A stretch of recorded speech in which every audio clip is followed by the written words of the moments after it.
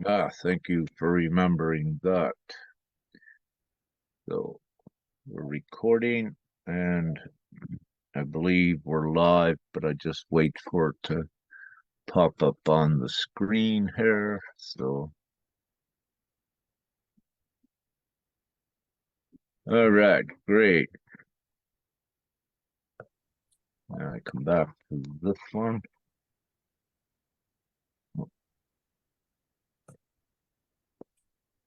All right, there we go. I got it. So let's begin. So, hi everyone. Last night, Sister Nya and I, we went through a psychological evaluation of the actual psychological evaluation by another that was approved by the judge and used in court against. Yeah. Oh, I have to change it. It's not a psychological evaluation. It's a methodical evaluation of the psychological evaluation. All right. All right. Thank you. Yeah. So a methodical evaluation of the psychological evaluation. And with that, what I wish to say is, and let's say what was used in court against Nya as a result of this other evaluator, he just tore it to shreds. And also, I knew this, but the benefits of this is having an outside source come in that didn't know as much or the background about the case and was able to very quickly and readily see all of the deficiencies in it.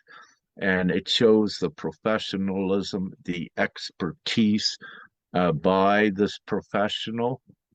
And having said this, it should have been present and prevalent within the justice system with the judge, the psychological evaluator, but also all of the levels of the Austria government, ombudswoman, and all of these levels that were also contacted along the way with the case of all of this pertinent information. And this procedure was done this way because it was definitely just absolutely so obvious that there was a due process denied, abuse of power, obstruction of justice, even to the point of omitting and tampering with evidence.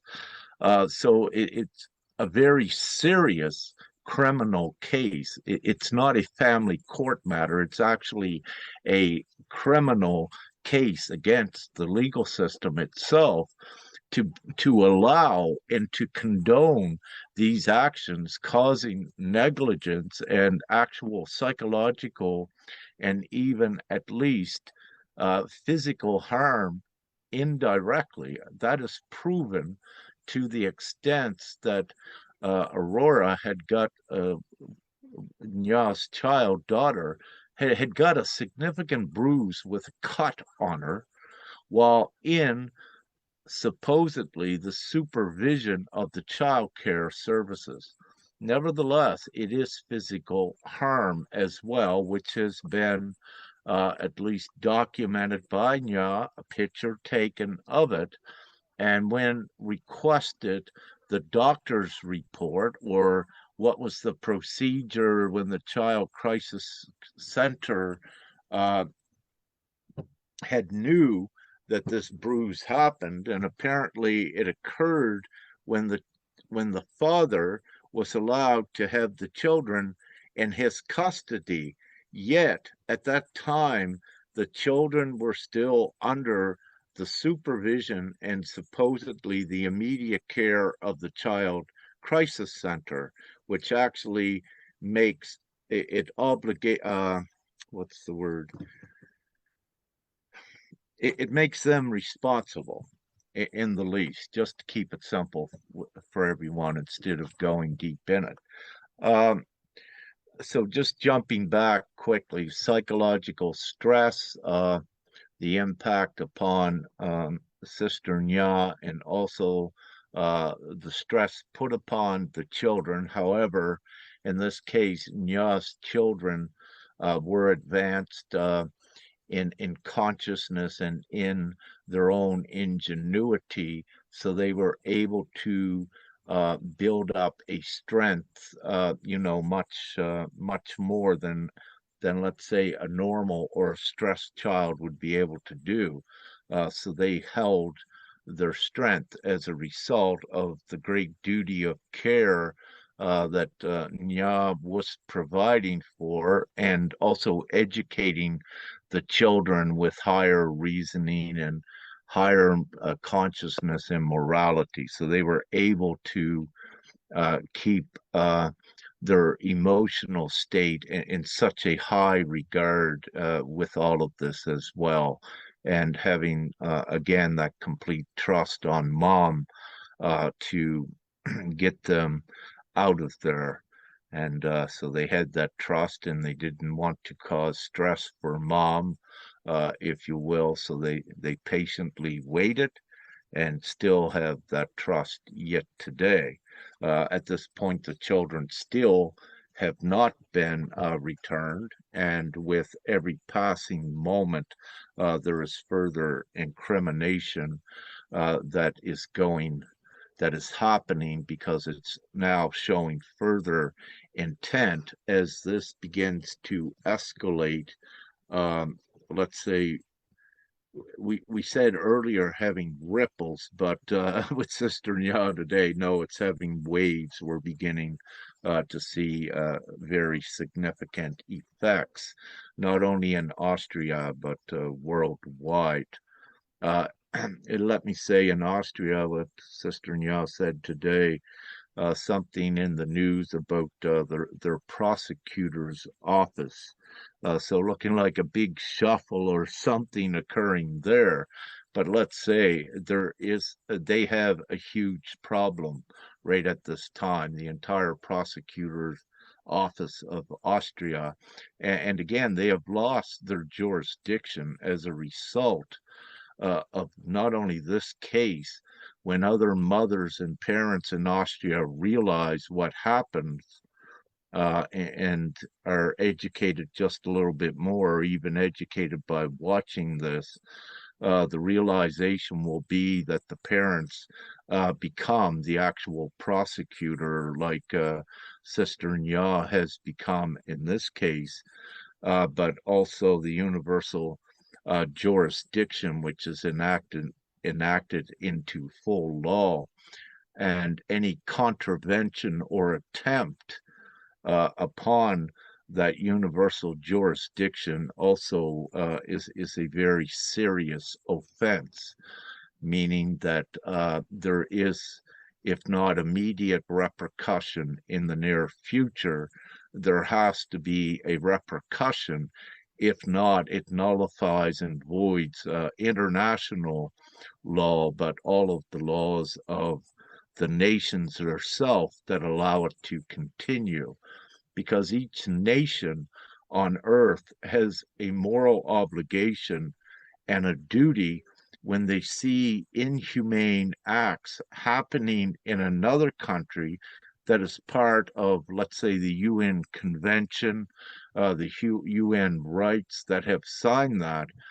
It becomes the responsibility of a genuine, or all other genuine nations, to stand up and support the eradication of these huge crimes, not only against individual rights, but against all of the civilians in that nation. And in this country, what is occurring as a result of this lien that we will get in, typically taxpayers are responsible for paying the liens. And one of the reasons why with this, but listen to this, because really the taxpayers do not need to pay the lien, because the actual truth is that money is actually made out of thin air by the government of Austria, but like all governments worldwide. So having said this, but what it does do, it puts the moral obligation and responsibility upon the actual citizens of Austria to stand up to um, not allow this to occur any longer in whatever lawful ways that this will be. It's obvious for I and others that this is a tyranny within the Austria government. And at any times, again, when tyranny occurs, where crimes are intentionally made, inhumane crimes, especially that causes torture and suffering. And when we look at the UN Convention that outlines what torture actually is, in this exact case, you will see the psychological torture and the stress, the inhumane actions, the evil, the wickedness, and the human experimentation, the psychological testing, and programs against consent. And it's very important to know that Nya did not consent with any of this, and neither did the children. So their consent, they were abused as well, where their consent was not listened to. So this is a classic case of torture in what is supposed to be an advanced democratic country, Austria, if you will. However, what we're finding, no, it is a very savage system of laws that is not designed with the principle of rights, of human rights, foundationed in it, and many other deficiencies. And we've spoken about this, and I won't go further into it right now. Anything you wish to add, sister, before we begin to read the lien and make comments as we go through it to explain and educate others? Nothing yet. Just go on, please. All right. Well, let's share the screen. I'll do that. And what do we have up here? One moment. Uh, this one. Make this a little bit bigger.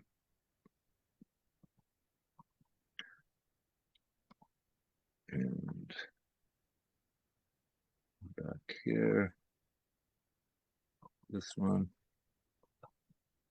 Official lien. So we have that Yes, at the top. And perfect. what I need to comment about what we were just speaking about, we have official notice lien on the top of that. And of course, for English, it would have been better official notice of lien. However, that does not diminish this important document and instrument of law.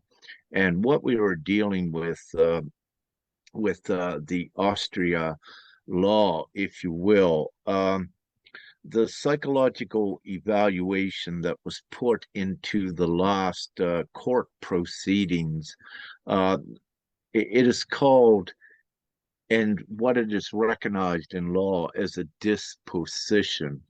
So it's a very important document, and it has to be consistent and precise in its documentation. There cannot be errors and flaws in it.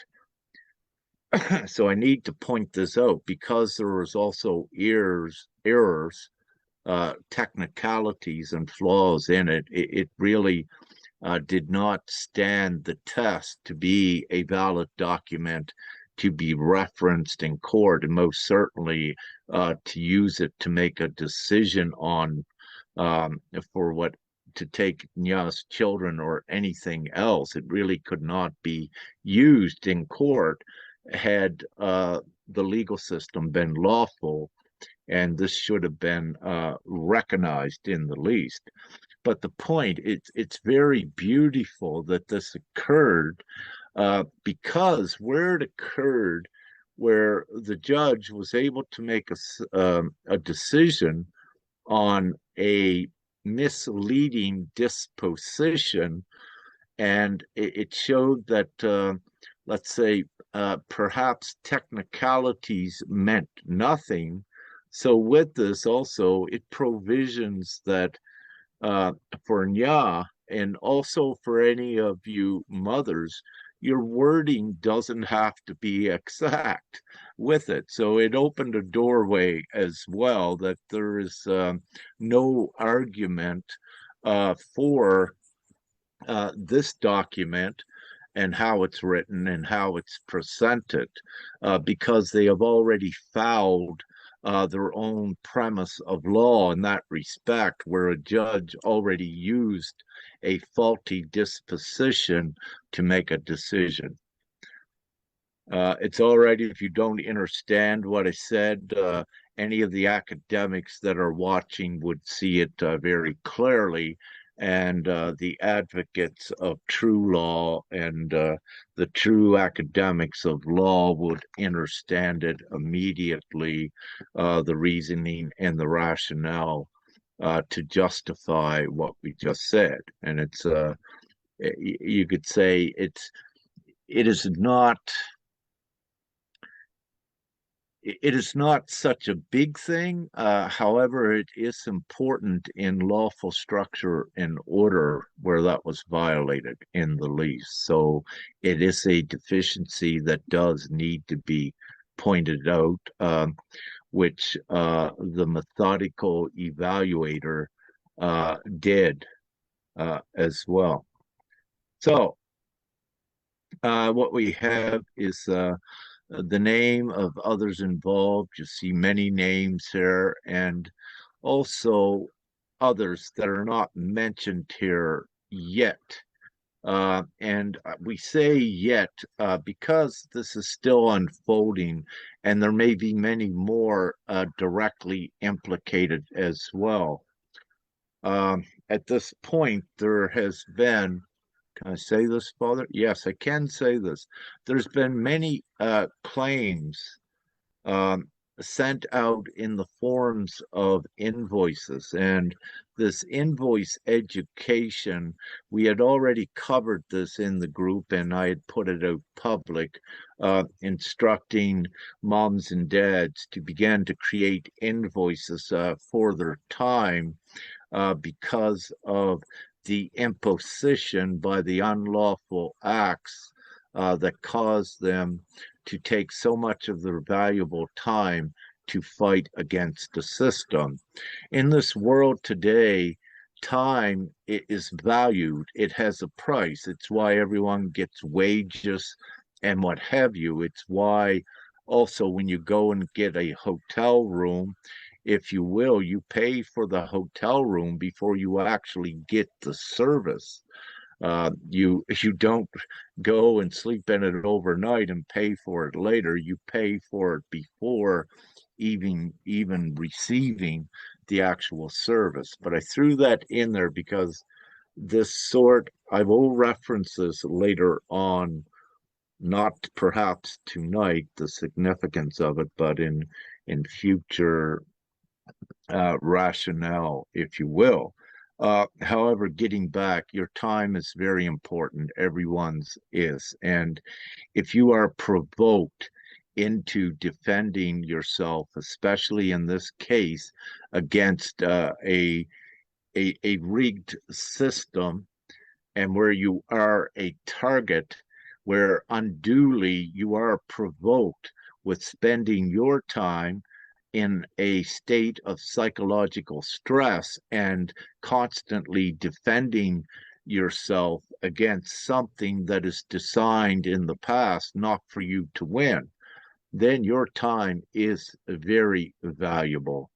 And it depends to what extent you go to So with this, the lawyers, what many have found is that the lawyers were also compromised by the system itself, and they would not morally stand up when they observed deficiencies because of their own fears, if you will, of the system and other reasons.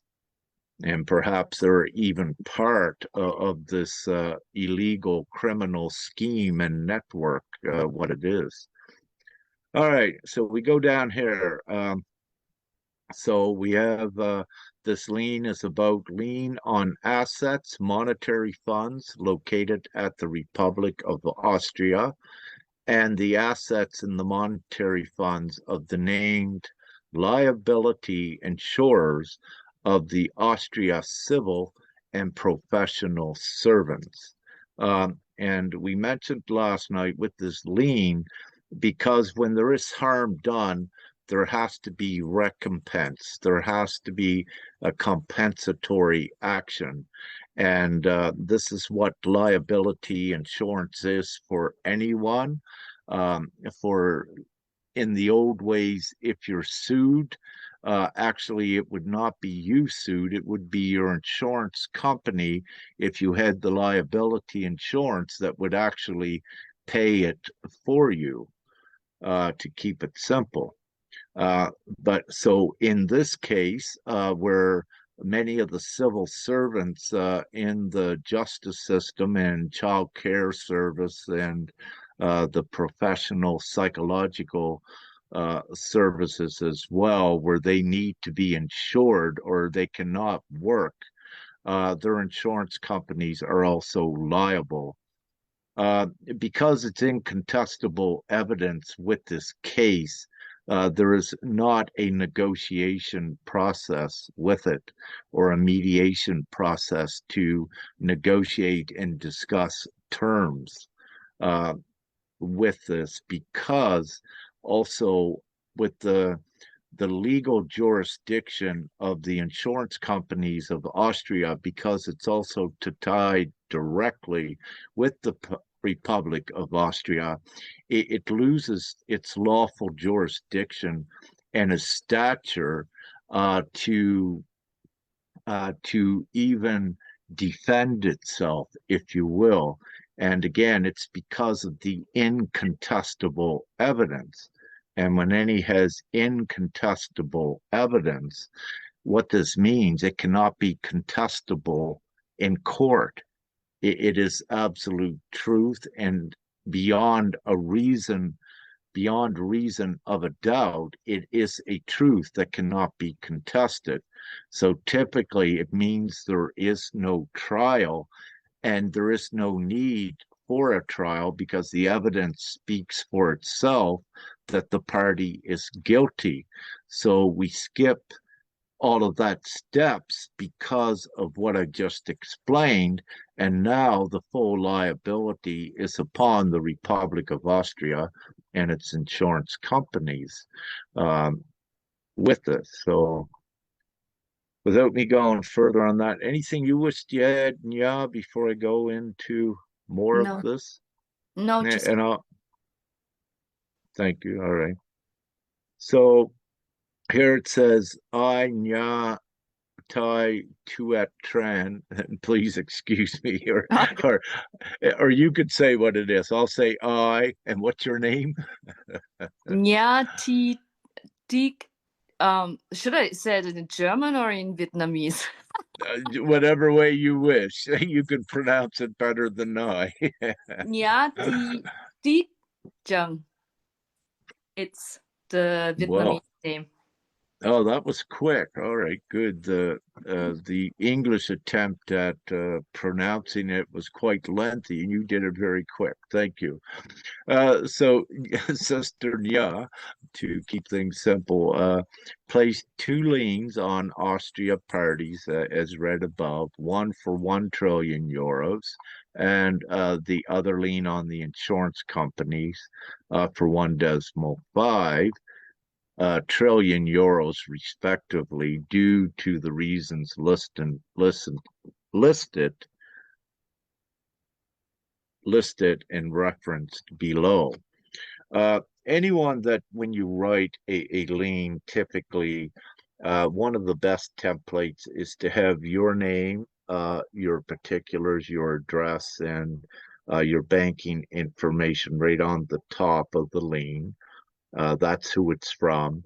And then next, what you put, and Sister Nya will be putting up the template for the lien as well in the group and for others, and I will too, simply how to construct your liens.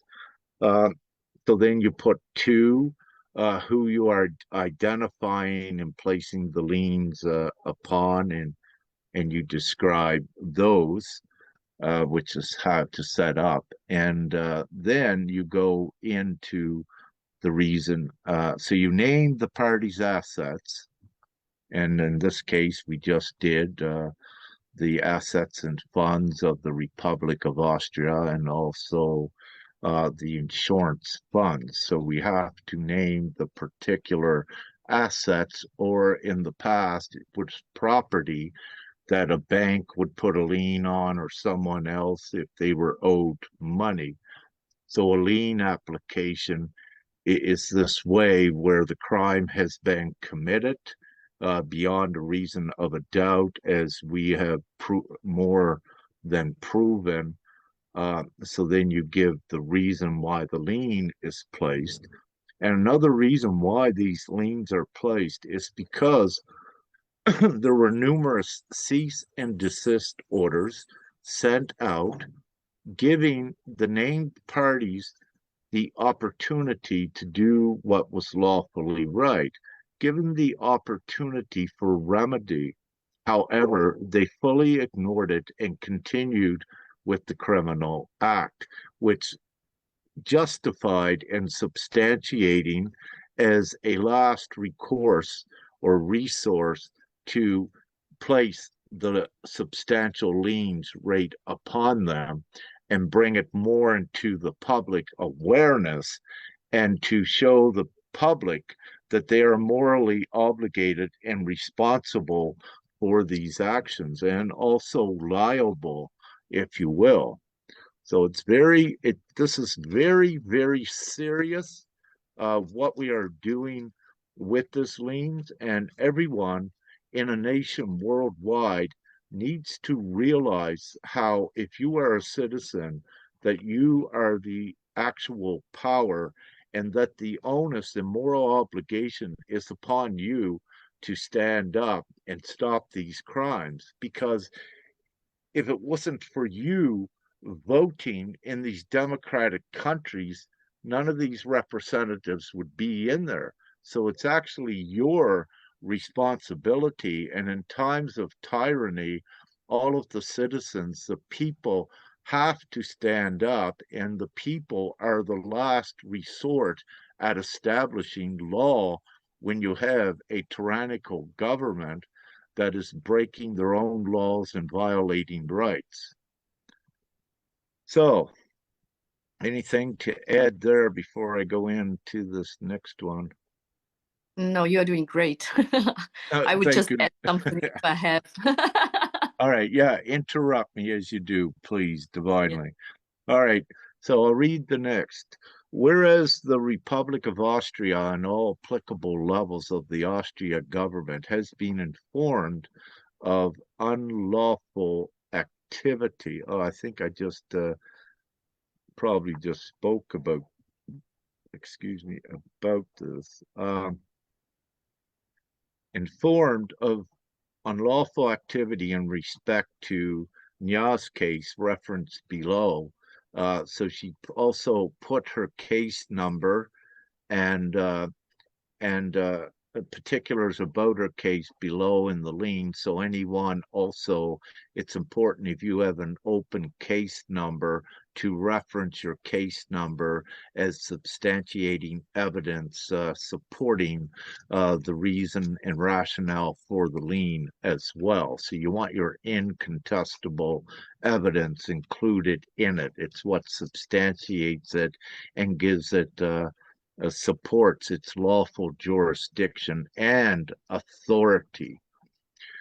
So, and have, I'll get back, respect to Nya's case referenced below, and have not taken immediate action to remedy the situation. They also became complicit in this harmful and endangering crime that extends beyond an isolated case in Austria and enters into the wider spectrum of many injustices perpetrated upon many in Austria. And we say many in Austria because during the course of this investigation, at least Sister Nya was finding different organizations, different moms, and we interviewed a few moms on here with their case to give a representation of how it was more widespread, the systematic abuse. So the Yeah, Republic of Austria, yes. excuse me, I want to add something. Not only this, during my researches, I also came across that a lot of parents also informed the ministries as well. So ministries, prosecutor office, also ombudswoman and or ombudsman, they are all informed. So just also as in my case. And they didn't do anything. So the same as in your case. So Yes, many others. Yeah, they are rejecting it or just ignoring it. So that's the outcome, or just e- don't respond to it. excellent. Yeah, and this also again substantiates when a innocent mom, if you will, when all of the avenues of justice are exhausted, that there is no remediation, no solution. It puts you into this lawful stature of universal jurisdiction where Nya is at. And because there is a duty and a responsibility of care by the justice system. So when that is not there and when it's severed, it also means that you are above that a legal system because it's not law. And where you are within law, it means that this legal system becomes subservient to you to the degree that it cannot administer any justice upon you because itself is unlawful, null, and void. And it's like a criminal. A criminal cannot convict an honest person. That is preposterous. Yet this is what you're seeing in this case to or to perhaps all the extent, but so, so it's not an isolated case in Austria and enters into the wider spectrum of many injustices perpetrated upon many in Austria.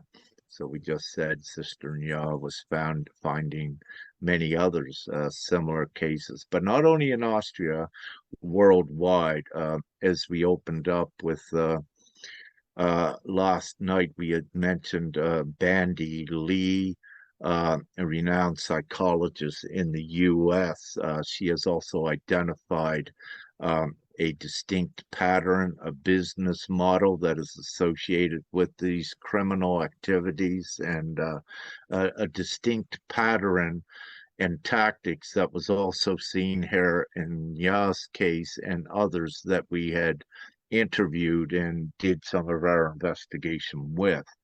Um, and it's again because of this external investigation outside of Austria as well. It established that there is an actual business model, protocol, a nefarious protocol that is somewhat followed worldwide with the same tactics. And that is why intent is so conspicuous and obvious in this case, because there is an actual business model and a plan to alienate a mother to get the children. And it's about the money and other deeper, sick reasons we won't go into on this show, but what I will say in the future that I do know others that and if they are willing to come on, they'll give you more of the macabre, more of the sick things that does occur, at least in some cases, not all, but it is there and it is part of it. Um, all right, so the Republic of Austria has breached its contractual obligation to uphold the principles of law and rights in Ya's case and many others, rendering its authority subservient to the lawful contract of the individual and activating the contract of accountability and responsibility of the Republic of Austria. And when we mention the Republic of Austria, that includes all of the Austria citizens as well. So it's a shift of also responsibility and for the citizens of Austria to become more informed about this very important lawful proceeding. And as we mentioned last night, even though the International Court of Justice, the World Court, would be unable to any great degree do anything in this, we have informed them of this proceeding that the liens have been placed. So, as a direct result of Nya's national contract being compromised, that is the duty of care and responsibility from the Republic of Austria. Sister Nya has placed on the state, um, have been placed Sister Nya has been placed in the state of lawful universal jurisdiction, as I just described again, because these are the mechanisms of law. And again, law has to be just and what have you. If not, it reverts to the basis of the individual's rights, which activates the individual's authority and moral obligation to say, no, this is not law, this is not acceptable, that is not right, at least. So then it says, as a result, and in times when a government or nation becomes complicit in inflicting harm upon its citizens or not rectifying a harmful situation, the above mentioned that are the lien is against are responsible for in doing so, no matter one or many, it becomes a moral obligation of the people to establish justice. When a legal system lacks the fundamental requirements of law, it becomes null and void. It has no lawful jurisdiction, nor stature, no capacity. It can't because it's acting criminally, which automatically activates the moral obligation and authority of the individual and or the authority of the people. It is actually the people's responsibility that a government or nation acts within law, as well as the responsibility to take appropriate action when a government or nation does not. And whereas the legal system of Austria has lost its legal capacity and authority, it cannot possibly lawfully support the venue for the lawful process and application of this lien, and subsequently the full lawful and moral jurisdiction then resides with Nya to do so. And I discussed this earlier because there is no lawful venue to do this, because in typical lawful legal systems, the venue is there that will administrate, authorize, administrate, and route the lien to the appropriate places. But in this case, It is different because it's the actual system, and there is no actual venue within the system because the when you have a unlawful system, it's designed to protect itself. And this is also why with these universal liens, you come from the outside because it's the criminal is the actual legal system itself. So you cannot find a venue within there to apply the higher law and to place the higher accountability. All right, next paragraph. It is with the substantiating reasoning above, and of course more, that Nya places this 1 trillion euro dollar lien upon the Republic of Austria and all of its functioning bureaucracy. This lien amount is to be created and secured in place by the Ministry of Finance of Austria until such a time at least that a lawful stature is maintained in Austria, which upholds all unalienable rights of the individual as well as a just lawful system. This trust fund secured by the lien is to immediately apply considerable compensation to the victims of injustices in Austria as they may come forward now and the near future. This lien is also being released to the public domain on the national and international levels to ensure accountability, responsibility, and that righteousness prevails. So this, what you're watching tonight, is part of that presentation to the public domain, and of course, everything that's been shared in the social medias worldwide as well to educate and inform the public. So this is part of that, what you're seeing. Um, with this, what I will say, because of the severity that this, I would like to say this is only an initial lien of $1 trillion placed by Nya to begin to create a trust fund. However, it's not limited to this $1 trillion as the realization by other moms come forward as well. A $1 trillion trust fund would only, let's say, fund um, one one mother and her child. So this is very serious and very severe, and it's uh, why this compensation, although it looks like a lot of money, 1 trillion euro dollars, as we go down below, you'll see that it's actually not, as explained why. So what I say, this is only the first lien of what could be many, not only upon the Republic of Austria, but other nations worldwide.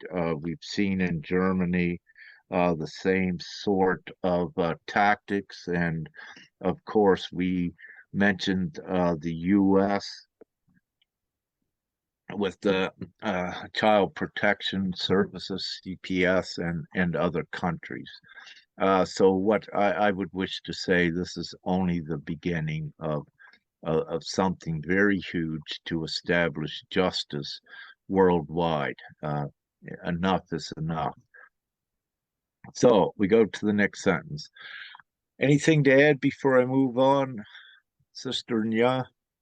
No. All right, great. So the next paragraph.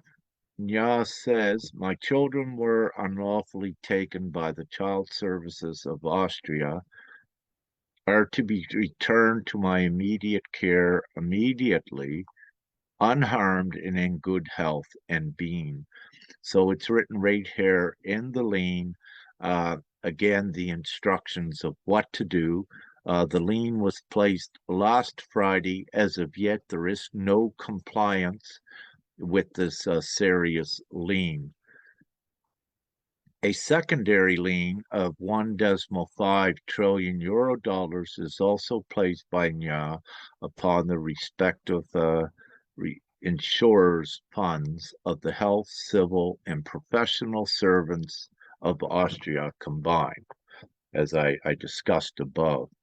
This lien amount is due immediately, whereas psychological suffering and unconsented medical and psychological tests were perpetrated upon Ya and her children that can have an immeasurable, indefinite, long-term effect upon the well-being of Ya and her children that could limit their futures in all respects.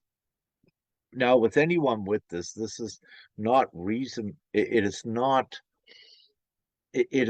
difficult to accept, meaning that trauma in a childhood, as ones know, has been documented to affect one their entire life. And psychologically, if you look at a serial killer, if you will, for the most part, they were traumatized as a child, and you saw the harm that that created many years later, where it was unhealed.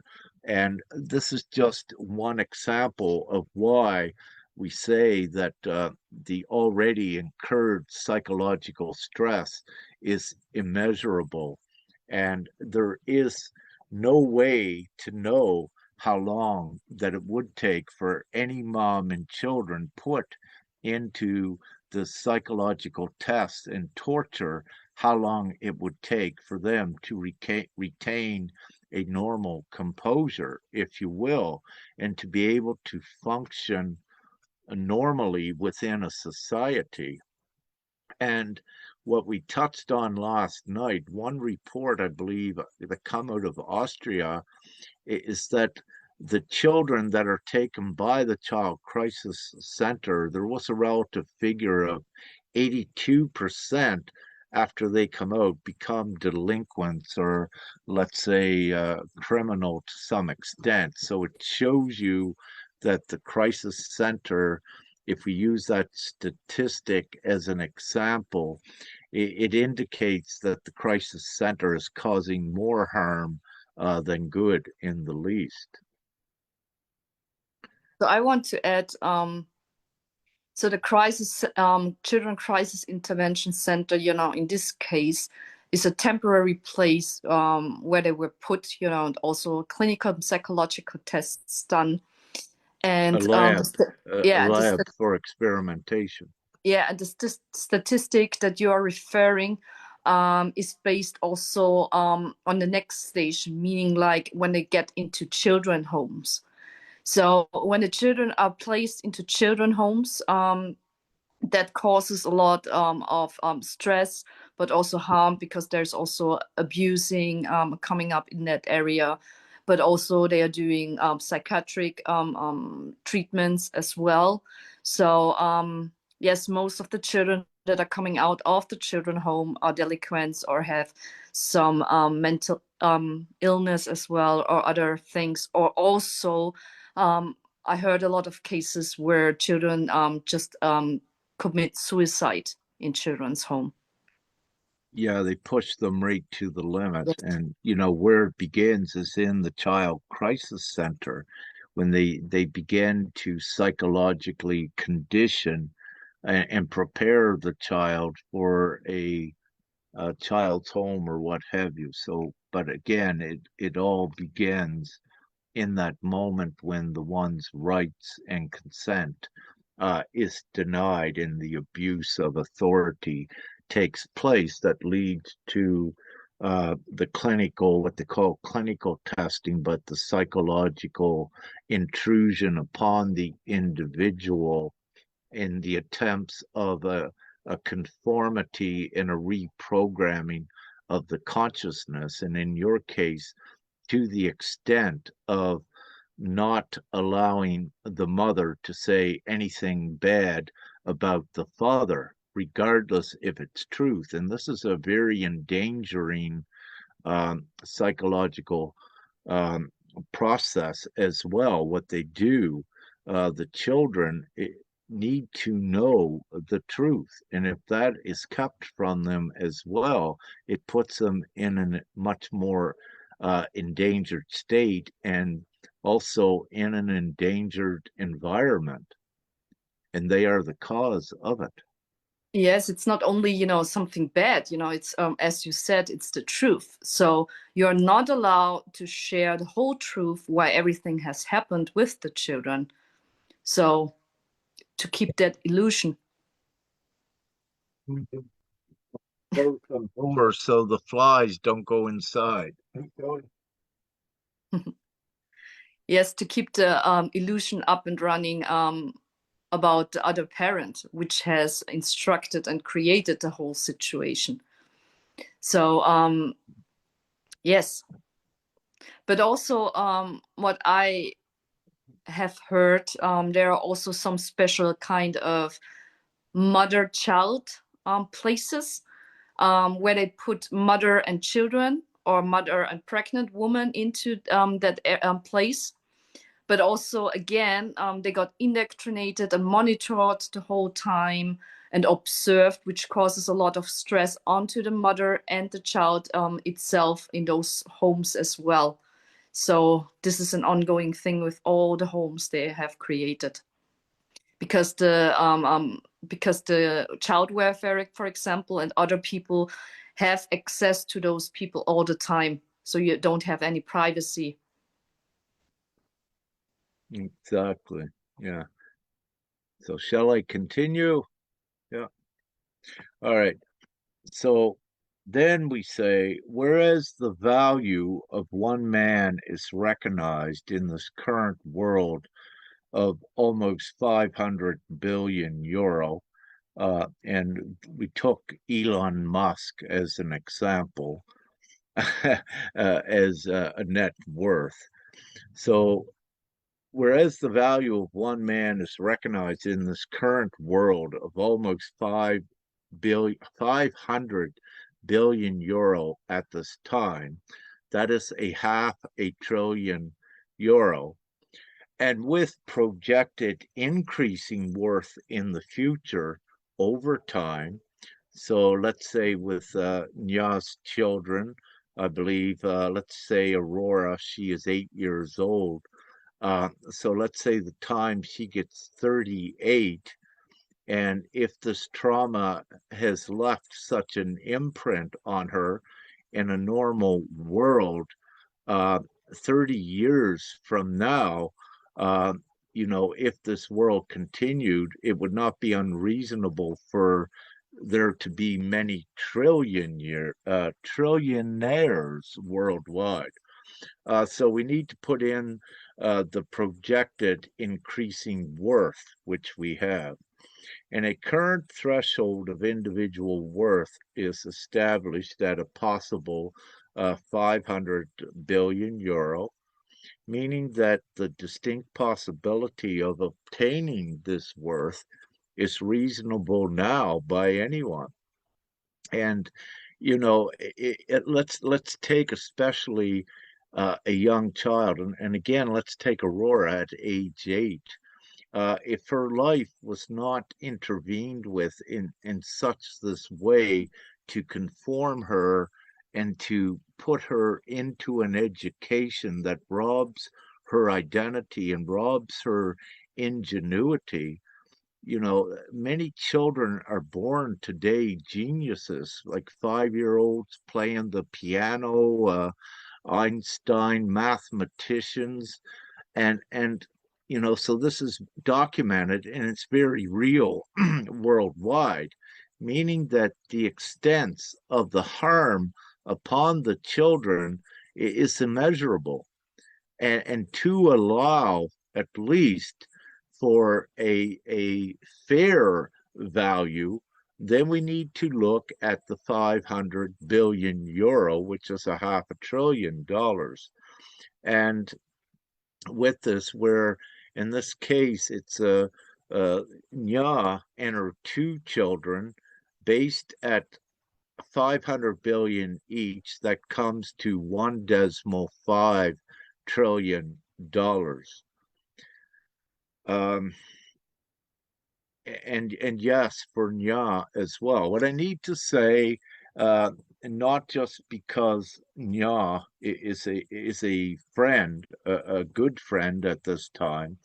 My object evaluation is that her consciousness is very high, her intellect very high, her intelligence, but also what I need to say, um, her parapsychological gifts, which resides on a different level than it's above a normal human being at able to read energy and being an empath, which is very real. So, having said this, during the course of the last few months, what it has done was preoccupied Nya totally with fighting to get the children back, which took her away from her other developing, advancing work as well. And so ones need to realize that every time something is intervened with or interfered with in the moment, that it affects the next day, it affects the future. And this is very real, and experts will tell you this. So we don't need to explain that reasoning. However, it had to be put in here to substantiate the value and the worth of this actual lien and to take it to the real possible extents where it can go. And this is reasonable and it's rational as well. And it's founded in when you have reason and rationale, this is more of a foundation for law because it's also truth. We already have the living example of one man worth 500 billion. And, who is to say that in the next day that Nya could create a very genius, let's say, cure for cancer or what have you, which is worth, so much, or that she develops another very important civilization changing invention. These things are very real and they happen every day. Look at your innovative technology, how quickly it has advanced. Anyone look at your TV? How did that come to be? Who thought that you could watch someone on a TV screen? If you look at that for a moment, it defies the normal individual's logic how that is done. Yet someone figured out how to do it, it is real and it is done. So there is not to be any underestimation of the capacity of any individual's intellect and, of course, their value not only to themselves but to society and society worldwide. Um, so where was that here? I'll reread this one. Whereas the value of one man is recognized in this current world of almost 500 billion euro at this time, and with projected increasing worth in the future, a current threshold of individual worth is established at a possible 500 billion euro, meaning that the distinct possibility of obtaining this worth is reasonable now by anyone in the world. In my words, because it already exists, is the proof, unless an individual may undergo a traumatic life altering situation, such as psychological torture. And this is a very important part because when you enter that torture has already occurred, how much did it affect the future of that one? Quite possibly it affected the future of Nya and each one of her children at least 500 billion euro, but perhaps more. What do you wish to say, Nya? Oh, I want to add, it has already affected me the moment when the child welfare and the court intervened, and not only for all the parents, because the whole process itself, from the beginning until now, is torture and is affecting your life and your lifestyle and everything. So all parents who are going through this can confirm it. Absolutely. When they first took the children that day in the police station in Vienna, the children were crying as well as you, reaching out for you. And, they took the children away with police that were, let's say, had weapons on their side. And even though you stood there and did not give your consent, they did not listen to it, and they kidnapped the children, and that's what this is kidnapping, because there was no immediate danger.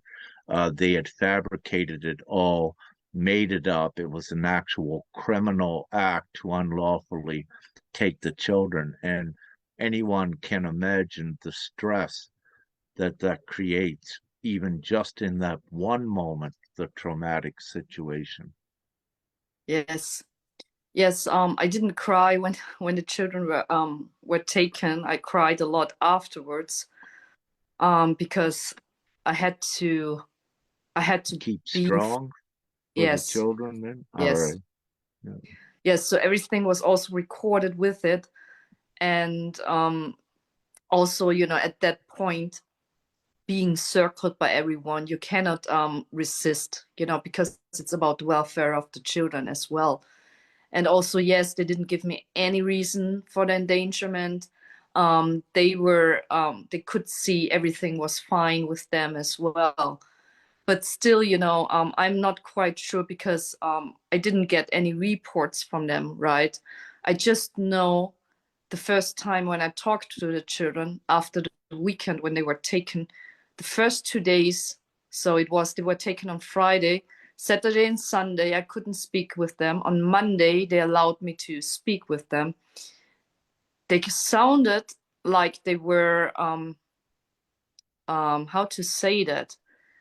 Like somehow,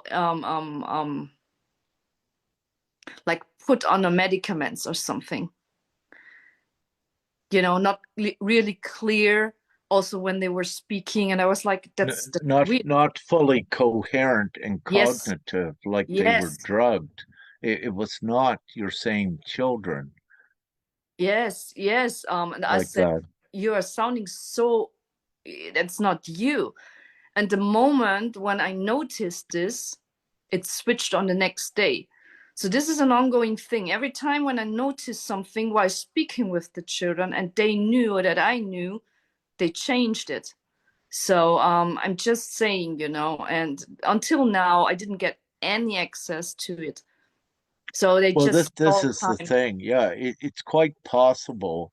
It is quite possible the children were administered drugs, if not directly put in their food as well, to calm the children down. But again, this is a huge violation. And when we look at another violation, is that when the children was taken from you, they were given directly to the father to drive them to the crisis center. But at that time, the father had no custody, yet they released the children directly there into the father's custody to drive them there when it had not even been decided in court that he could be it. Yeah. Um, The thing is, he had shared custody at that point, but the thing is that everything was orchestrated beforehand, but he meaning like didn't have shared custody, he had, because when you go to May 23rd of that last court, you did not consent to that. So any custody that he had was invalid. That 2023 was the court meeting about the visiting times itself and not the custody itself. All right, and when was the custody? The thing is, with the custody, because of my trust and will, for everything, after I have given birth, to have equal rights, I consented to the shared custody with him back then when the children were born. So, and I never, went to battle or something. But the thing is, there were some cases in the past where he tried to get custody and almost lost it. But the thing is, I just took it back, because yeah, at that point, nothing. Well, Um, however, yes, but custody consists of um, sitting times. And it was the sitting times that you did not agree with. So technically and lawfully, because it did not have your full consent, there could not be a sitting time applied to custody either. But we don't need to go deeper into that, but you can add whatever you wish. But the point I am making is that there was not enough rationalization for the child services to, at that point, directly give them to the father, if you will. And that could be argued out very well in your favor, but we don't need to do that. yes, it just shows that they are biased, because not that's not the normal way to take away children and put them into the crisis intervention center. Because as I have figured out in later, that he had fully agreed to the whole process, so it was fully planned, in advance. Yes, it was all premeditated and planned. Yeah, exactly. And yeah, yeah. I could say more things, but I'm not. I'll continue on right now with it. So the next line is both children and Nya are of higher conscious intellect and mental capacity beyond the norm. And this is at least substantiated in the psychological evaluator herself with the reports from teachers of the children. But whereas there's been a huge attack on Sister Nya's character and defamation as well. Part of that reasoning is because of Nya's higher consciousness and actions at knowing what is right and what is wrong. She became a threat to the system. So they began to attack her character and her personality at attempts to suppress her.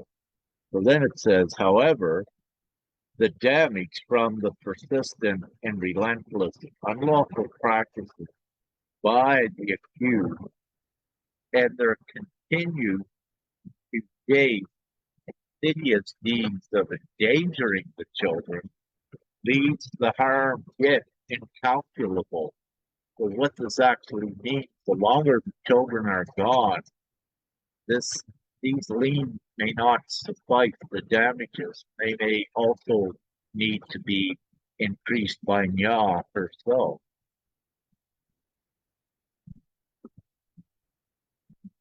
Uh, the next sentence, I got a, I got a huge lightning come, and then we got some thunder. So we're bringing in divine law here, and I got some rain coming. The cleansing. Again, symbolic, like last night when the Christ beetle and the locust come. But now I'll read a little bit more. Uh, the liability and accountability resides with the insurers mentioned above of the unlawful actions committed by their respective insured and are subsequently responsible for the compensatory act. Many mentioned departments and individuals were given prior notice of acting in unlawful capacity and sent cease and desist orders with zero compliance in making immediate remedy. Upon further unlawful activity, the mentioned were the mentioned then were requested their civil and professional insurance details, of which none also uh, did not comply. Where there was no attempt by the mentioned to reconcile or negotiate, this establishes unlawful intent as well. So they were all or most all were asked for their insurance details. And let's say with anyone, uh, any professional or anyone involved, when that is asked for, that is a sign of at least an impending lawsuit or being sued. And with this, it is the obligation of the individual then to notify their insurance company. So if their insurance company were not notified by the individual that had received a request for their insurance details, if that individual did not notify their liability insurance, then it was also a breach of contract, if you will, between the insurer and the insuree. Now, with this, what it can do, because there were individual invoices sent, what this can do then is to turn into actual liens against 16, at least, that were named and sent invoices as well. But not only this, where the individual did not provide their insurance details, what this also shows is that they are acting unlawful with the insurance that breached their contract, which means that the insurance companies can no longer insure them. And if they do, if the insurance company insures these, then the insurance companies become criminal themselves for supporting and condoning crime. So again, this is a very serious situation by the individuals that are involved, and I do suspect perhaps one of them at least is watching this tonight to give the information to the other individuals. And so also this cannot be hidden. It cannot be thrown away. It has to be addressed. It's very serious. So there's no sweeping these liens under the rug, if you will, because they are lawful. So they go to the next. I'll go to the next paragraph. We're almost done, everyone, going through. Yeah, yay. Okay, the next, all right, I retract okay, I replace it with all right. Let's go to the next paragraph. The next paragraph. Further, a combination of departments and individuals insured by the said insurance companies and institutions were sent, six in brackets, 16 were sent, and at least 14 received these invoices, accumulative invoices of substantial monetary amounts, of which at this time are outstanding and increasing in amounts daily. Within the invoices, it is at a interest rate, I believe, of 16%, 16 to 20%, but compounded daily until paid. But also what is written in the lien, that it reaches such a point, if it's not paid immediately, then it's considered as theft, which then puts it into the criminal area, because it would simply be a pillage or a theft of Nya's time because she was provoked into this circumstance. And again, her time has monetary value, and this is very lawful and reasonable. Um, these invoices, so I'm going to continue to read. These invoices were originally sent to the main individuals to compensate Nya for her valuable time they had caused her to spend in fighting this injustice. Because remember, again, everyone, we have proven this injustice is intentional. And that's important to know. So this is just not some fancy, fabricated, fly by night rebuttal. This is actually a lawful, serious instrument, and tying the hands, handcuffing the ones, if you will, that are responsible for the serious crime and other crimes. Um, so there, I'm going to continue to read. There is reasonable anticipation that these invoices may not be able to be paid by all, whereas the monetary value is high and increasing daily, and that the named insurers in this lien may also be liable for these invoice amounts, whereas to my knowledge, these individuals and departments are still liability insured by the said insurers. And what that means, it apparently you have not been informed, Ya, or anyone else, that the judge has been suspended, the psychological evaluator has been suspended, that the prosecutor's office has been suspended. So there is no public notification nor personal notification that any of these named civil servants and departments, they have not, as of yet, uh, stopped acting as a civil servant. So, what this means, if they are still insured, and even up to this point, not only is the insurance liability insurance companies responsible for the $1.5 trillion lien, they may also become responsible for these invoices, which amount to over, when the time they were invoiced was over $1 million. However, that's been a length of time, so it's quite possible that these invoices are now worth what you would call a promissory note of over $2 million. So this is also another substantial lien effect, if you will, that again, uh, there has to be the accountability and the responsibility for recompense. And at this time, it's not for us to decide how or who will pay. We have put the payment notice, the lien notices, the invoice notices out.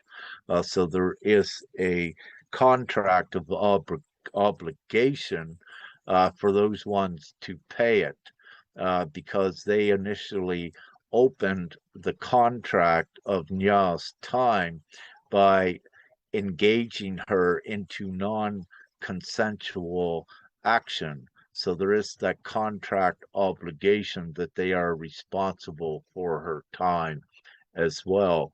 And simply with contract law, the entire world operates on contract law. And what I will say simply, when you go to talk to your neighbor next door, there is a contract involved, meaning that if you speak to them, they have the choice of contract to respond or not. But when they speak to you back and forth with that conversation, a conversation is an actual contract.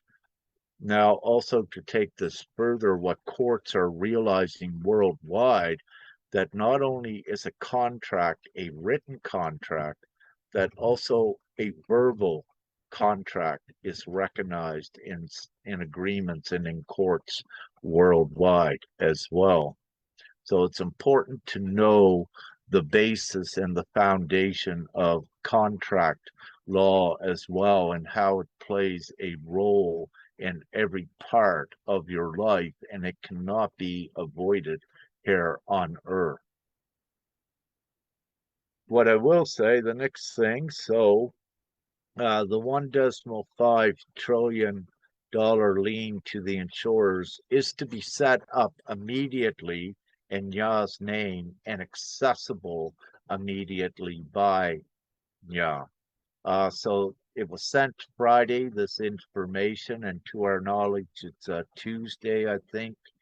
You have not been notified of anything, and in your bank account, nothing has come. But with All this, what only one thing, I think again, when I sent out everything, only the place of corruption responded again, telling me it was forwarded to the prosecutor office. So what we are doing is openly always um,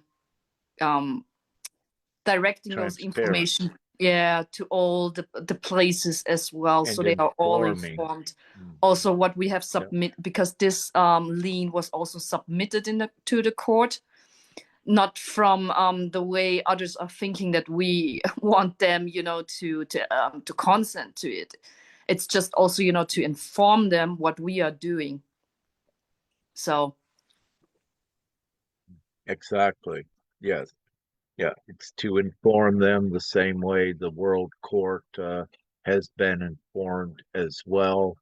And through the course of this, inadvertently, others are being also informed and educated on this very important, timely, lawful instrument. Uh, so then the next sentence says, in the sake of transparency and a timely disclosure, and timely disclosure is important in law as well. You know, in a lot of laws, legal systems, there is the tactics of stretching out long cases, if you will, to stagnate and prolong justice. And in Canada, you would see that a lot. And this is not a foundation of law. Things need to be dealt with in a timely manner to be just. So when you see cases being put off or what have you, it is a stagnation tactic it can be also said to disrupt justice um, to create more of an individual targeted impact at stress and and manipulation of an individual as well. And what many of you will find that in those sort of cases, it would be when you were attempting to stand up against the system that one of the first things they do is the stall tactics. Then they financially will burden the individual, not only conspicuously, inconspicuously as well, in attempts to dissuade one from looking for justice. So their tactics is to prolong um, the course of attempting to get justice, but also to financially burden as well, and to also, in Ya's case here, to defame the identity, the character of the individual, to make them look like uh, uh, to make it look like they are mentally sick to the public as well. Then the system is able to control them more in the past. So these are all typical tactics of an unjust um, criminal legal system, if you will. And I laugh. Go ahead, sister. Yeah. Oh yeah, I just want to add, it's their tactics to twist it around and put the blame onto others, because through my actions, I mean, the court decision itself was also prolonged and split it, into two parts and a lot of time in between. But they also trick you into believing that you would get a good outcome, to put up your hope and then break it again. False hope. Yeah, Exactly. yeah, that's a psychological torture as well, so they are playing with you. And also by me standing up and submitting a lot of evidence, and also pointing out the laws that they have broken, and also the human rights that they are violating. So in the end, they just switched it and saying, that I'm blaming everyone and also the system, instead of taking responsibility, just to yes, which is which we know, because I had a lot of evidence and pointing out all the things that they have broken, also with witnesses and so on. So just to see their tactics, how they are working to turn the blame onto you, or to projecting what they are doing onto you. So Exactly. And this is what they do. So you're over here with the truth. Here's Nya with the truth, and their tactics is to distract the public and look over here what we got. She's crazy and what have you, and that is part of the distraction as well. Yes, simply. yes, yes, you can see it, that a lot of things are not coming up into the protocol. So it's tampering with evidence, Yeah, just to and let the it look. omission of Yeah, important facts. Yeah, yes. to yeah, and the methodical evaluator, he picked that out so quickly and efficiently. It was just so obvious and conspicuous as well. And I still don't know him, but he must have been laughing and shaking his head the whole time he was doing that evaluation. How blatantly unlawful it was, and how that even went into a court. It's absolutely ridiculous. So these are just my thoughts. He must have been like shaking his head and jaw dropping in awe at how how ridiculous that this was unlawful and illegal. That I don't know, because I was not there, but I had a small discussion with him, because he's in this area for a very long time. I don't go into detail because it's private. But the only Mhm. thing, because of my observations from the psychological evaluator inside of the court, and seeing some kind of specific behaviors, which shows that there's not in my opinion, a stabilized mm, there's not a mental stabilized state, right? And the thing is, I pointed that out, and telling him, or asking him, or just telling him that in my opinion that is not the correct way to let those psychological evaluator being in court deciding over life. They have to be mental healthy and stable. And also, that I think, because I read his evaluation, that I also heard in the past that they're a very good evaluator, but they were not accepted by court, because they don't have sworn the oath, which is some kind of, again, suspicious, right?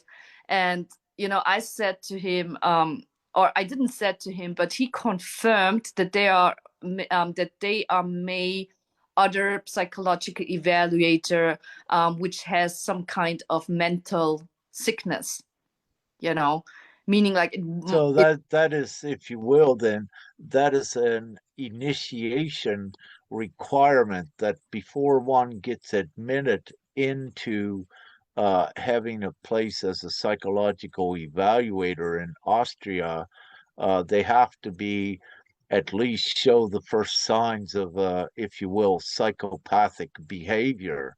And I'll say it because that entire psychological evaluation that was used in court is a psychopathic presentation, and also the judge psychopathic for agreeing and using it as well. Yes, or maybe also, something like in an interval, maybe, after a few years just to recheck, and do another tests, because as you can see, the longer you are in this area, it could also having a strong effect.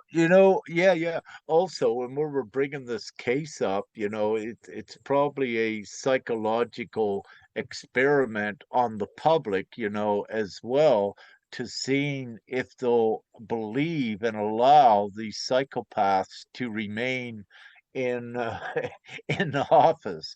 But I kind of put that might not have made sense what I was the point I was attempting to make, but just to keep it simple, any Austrian citizens that's reading this, you need to stand up, and any that have watched the psychological evaluation interview, and we also put the psychological evaluation out publicly.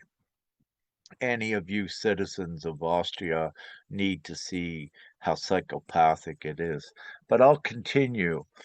Um, so I was here. In the sake of transparency and a timely disclosure, these liens will also be released for international public viewing and consideration, as we have already did and continue that process, as was and is. Most of the evidence and material of this case and saga for justice is put out publicly. There are just a couple things yet we didn't put out fully publicly, because one of the reasons it involves the personal identities of, let's say, at least one or more that assisted in this case. So, to respect their anonymous stature, at least for now, there is some things that are not fully disclosed yet. And but to my knowledge, I believe we put most everything out anyhow, but there may be a couple things we didn't yet. Um, all right, so now we're here. Nya adds a copy of the written contract between Aurora, her daughter, and Nya, as well as state that her son Akua was in the process of signing his written contract before being interrupted by a supervisor in a visitor room at IPS Impulse, the Child Welfare Service private sector. Then Nya says her daughter Aurora and her son Akua had already given their verbal consent prior to signing the contract. Do you want to just elaborate a little bit on what occurred there?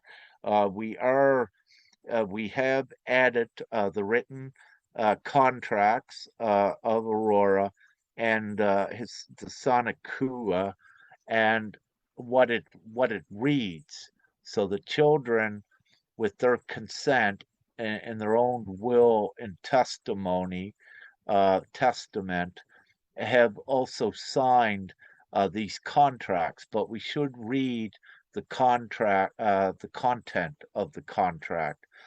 Sister Ria, can you oblige us with reading what that actual contract says first, and then we'll get into what occurred with the supervisor, how she obstructed the contractual rights and justice. Yeah, just give me a second. I have to open it to exactly tell you. what it's inside. Yeah, I don't think I have it here.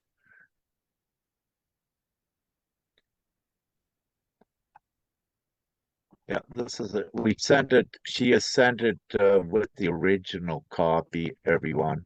And we have put that out though publicly too, so anyone can view it. And we will make a better presentation of these important documents and contracts like this one in the future as well. But also, we had previously, perhaps a month or two ago, encouraged the parents to begin getting these written contracts with their own children that were held. And at the time, we mentioned, without giving all the details, the importance of them in the future and how they would come more into play at substantiating their own cases with other moms, if you will. I'm going to Yes. I, be ready to share, um, yeah, the actual contract. yes, it was such a simple contract. So, for example, for my daughter, I and then her name, consent that I want to stay with that parent whom I choose. So I'm just translating it at once, and where I want to live my everyday life. I think that is I just translated it because it's in German. So I do not consent that someone is taking me away from home. And I do not want to stay in the crisis intervention center and in Spital. And I don't want to be kept there. Yeah.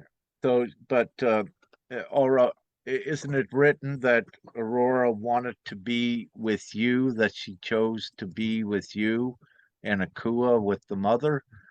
Yes, with the parent she chose. So the thing is, I have signed it there. The thing is, why did we brought it up? Because during the whole time since they were taken, they always repeated it every time that they want to go back. They want to stay with me. I have a lot of recordings that is also proving it. I have witnesses with me who can prove this as well. So we just have written it down and signed by her. So I think we have also created a template. That's the reason why we said that the parent whom I chose.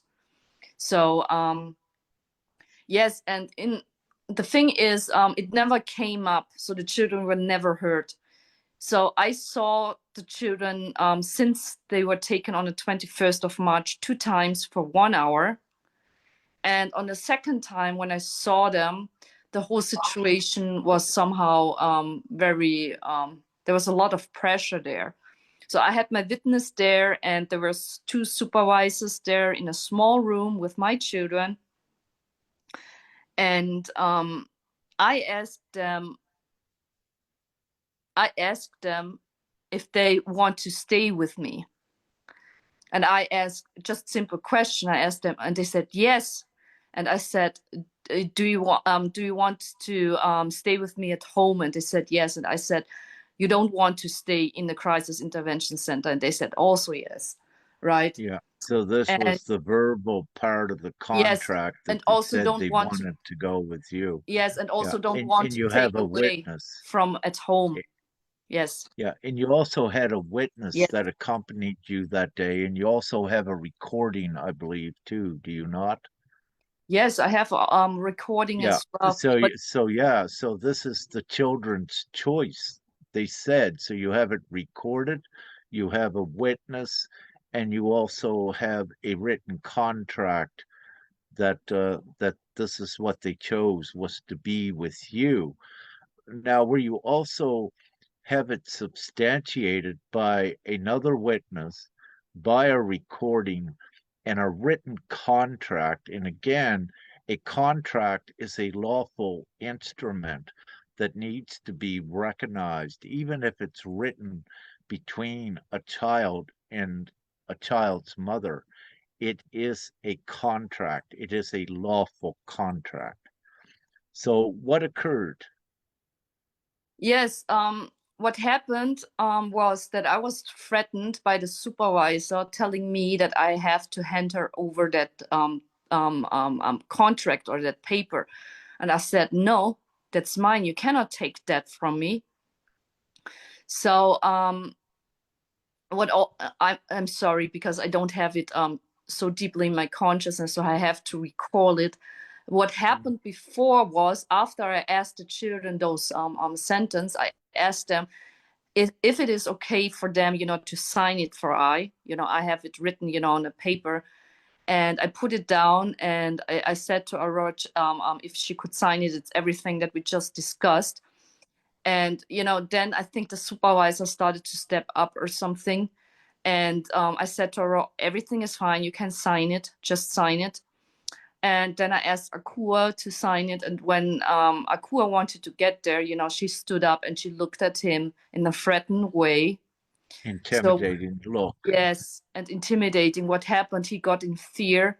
He collapsed, like he fall down onto the Wow. floor. He Wow. was in fear. And Uh, this is very significant.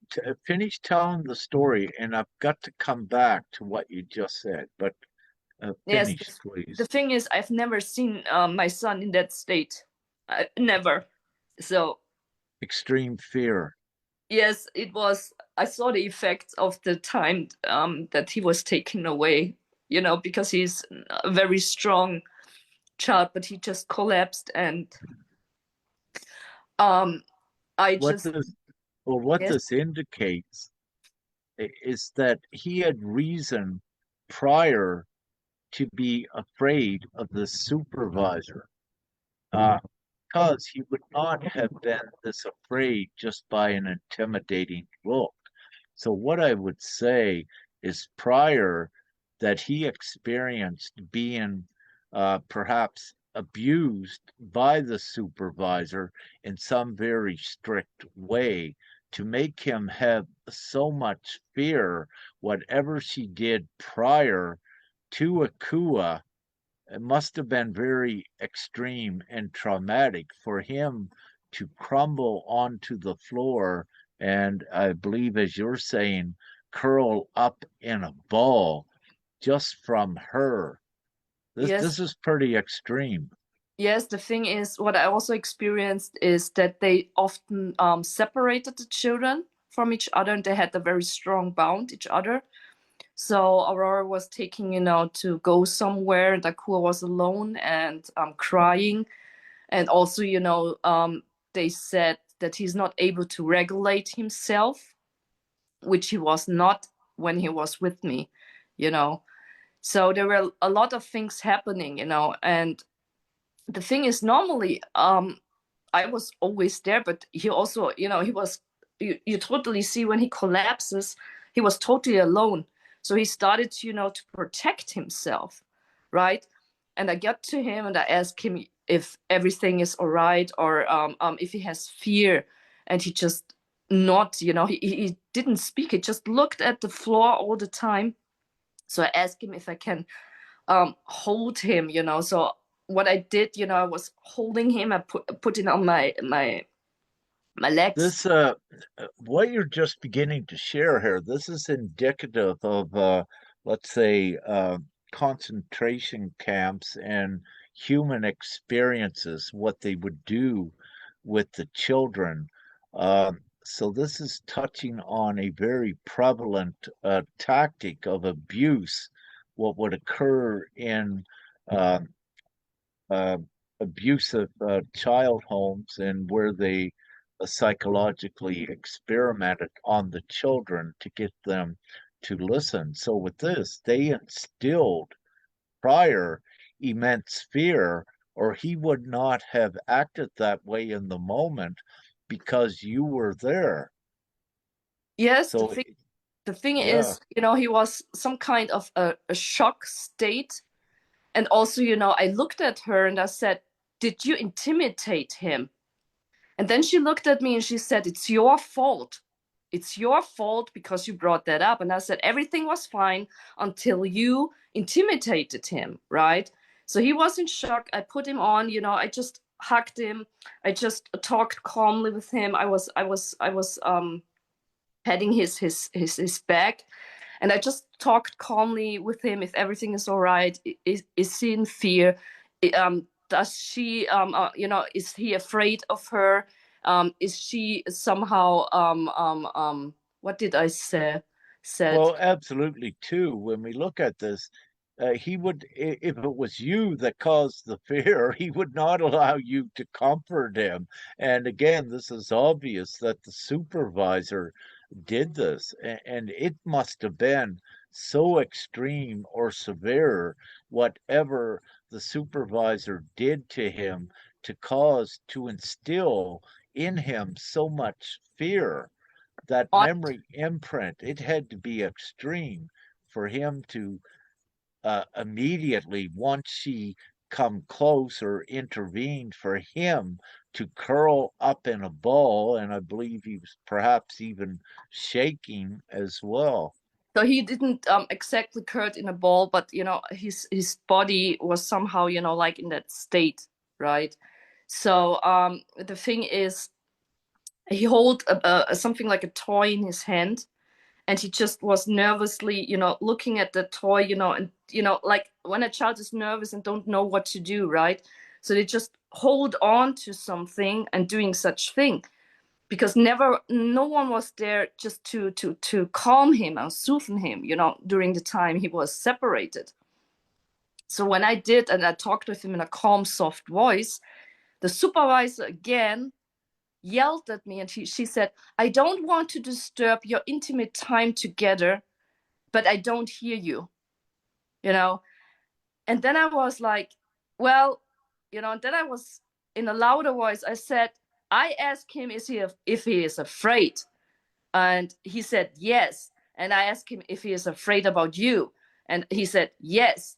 And something else. I asked him something else, but I don't remember.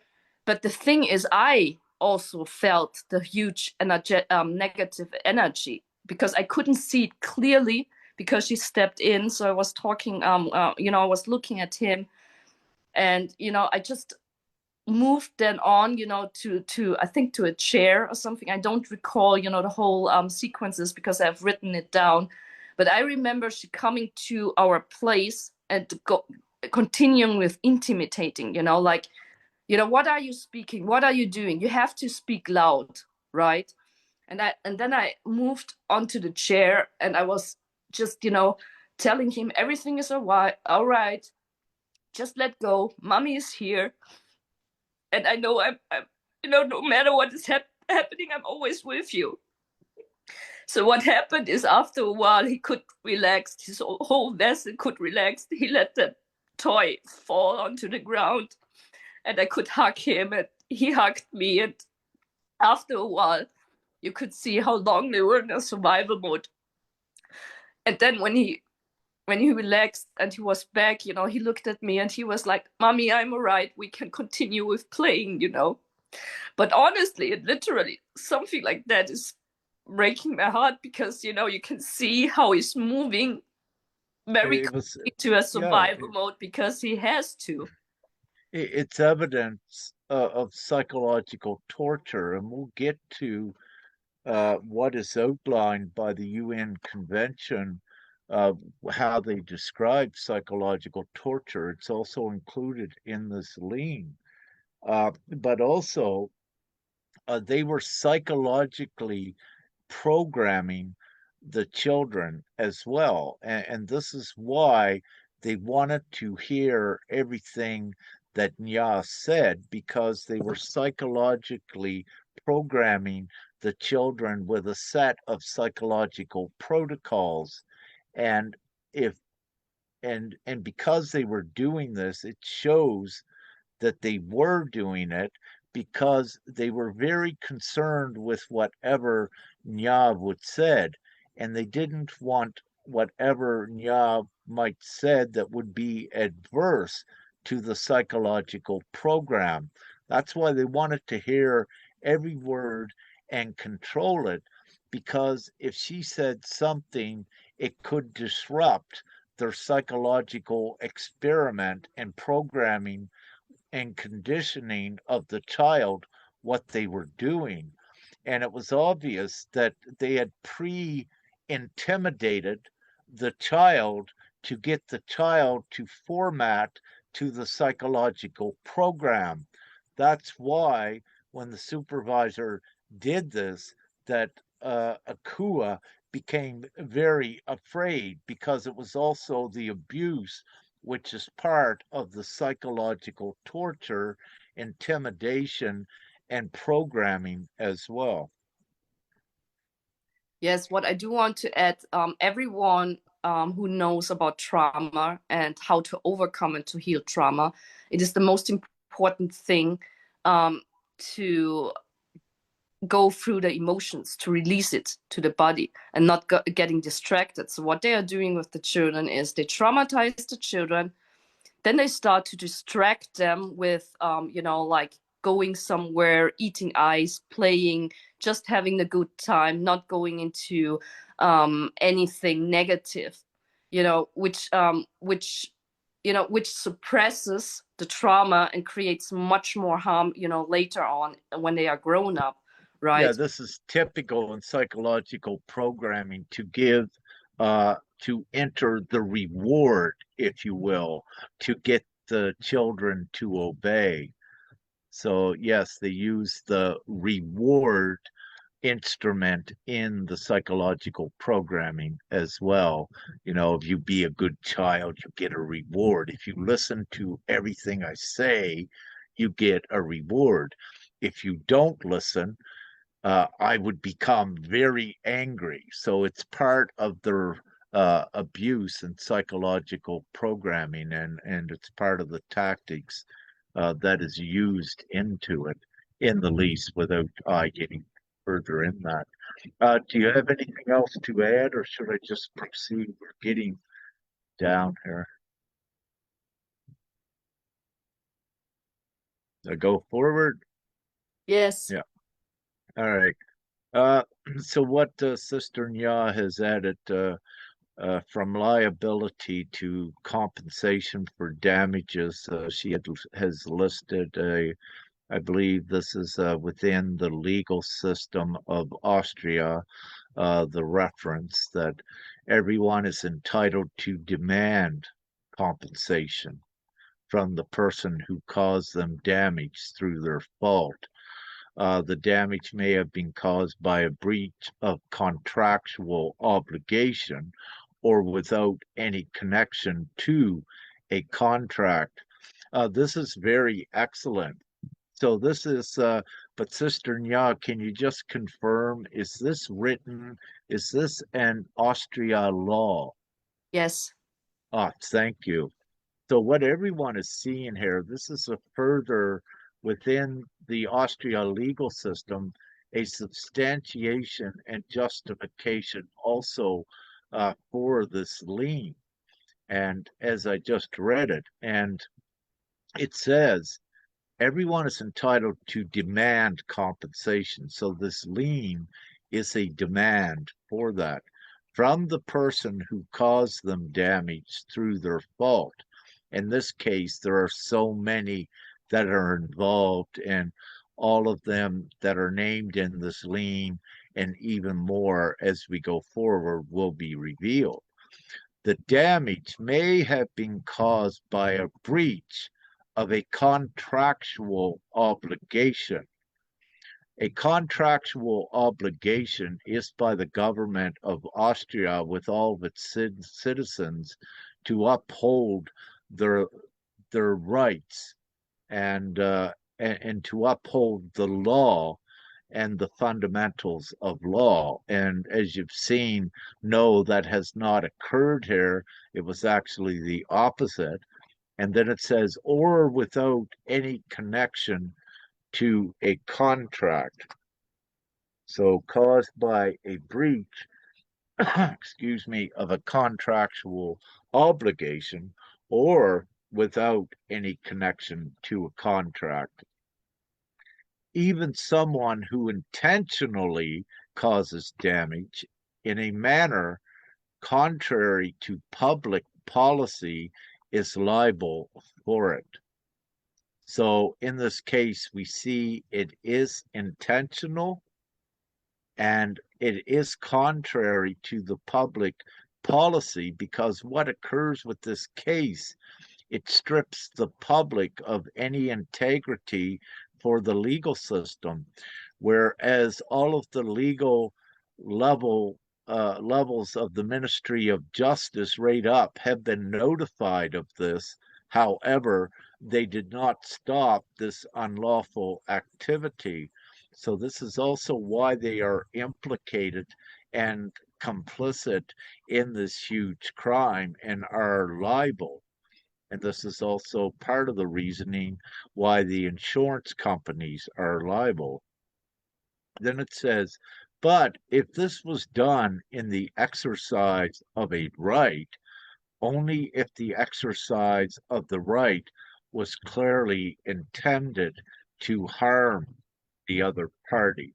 Well, I won't attempt to explain that. We've got um, there was no right to harm another party. So, however that is worded is for I just a little bit. Now, here we come to it. So, now this is a quote just taken from, I believe, the internet. We couldn't uh, find a uh, uh, find the source for it. It was previously taken, or perhaps it was written by I. But nevertheless, I'll read this off because it is very important, and especially with this case. Psychological torture involves methods aimed at obliterating the personality of the victim or diminishing their physical or mental capacities, even if they do not cause physical pain or mental anguish. This form of torture is particularly insidious as it targets the psychological well being of the individual, aiming to break their spirit and will.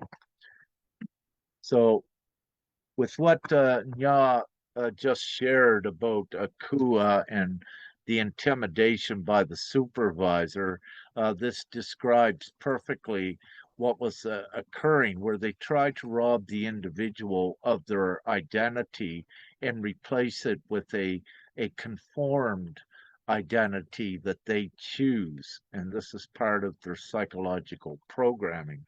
However, in Ya's case, physiological torture has occurred with her and both children. And here what we have is the United Nations Convention Against Torture, Article 16, and psychological torture. And this next line, the convention gave for the first time in history a definition of psychological torture. And here it is. And this is Article 16. Anyone can go into the convention and read this.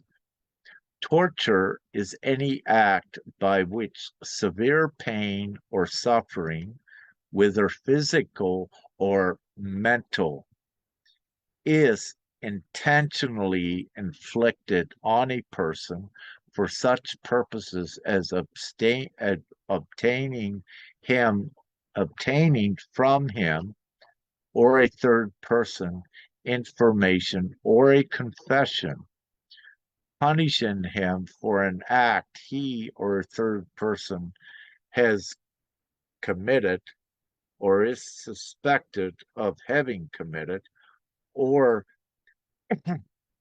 or intimidating or coercing him or a third person, or for any reason based on discrimination of any kind, when such pain or suffering is inflicted by or at the instigation of or with the consent or acquiescence of a public official or other person acting in official capacity. Subordinates who commit acts of torture cannot abstain themselves from legal responsibility on the grounds that they were just following orders from their superiors.